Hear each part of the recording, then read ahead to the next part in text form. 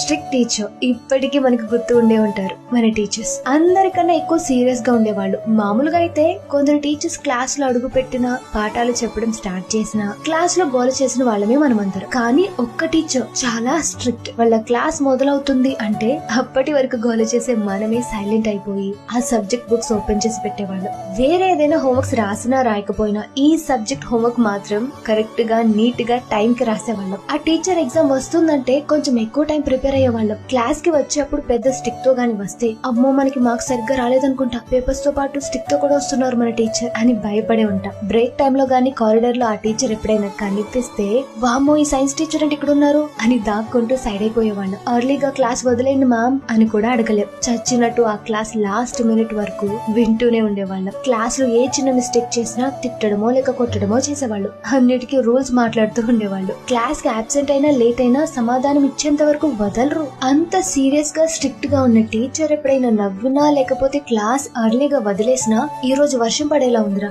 అని మన ఫ్రెండ్స్ తో మాట్లాడే ఉంటాం కదా. కానీ నిజానికి అప్పట్లో స్ట్రిక్ట్ గా సీరియస్ గా ఉన్న టీచర్స్ ని మనం ఆ రోజులు ఎన్ని అనుకున్నా లైఫ్ లో ఒక్కసారైనా ఇలా అనుకునే ఉంటాం. స్ట్రిక్ట్ గా ఉన్న ఆ టీచర్ క్లాస్ మాత్రం భలే చెప్పేవాళ్ళు. ఆ టీచర్ ఒక మంచి మాట అన్నారు క్లాస్ లో ఆ రోజు, అది ఇంకా గుర్తుంది నాకు. అనుకునే ఉంటాం కదా ఒక్కసారైనా. ఏమంటారు?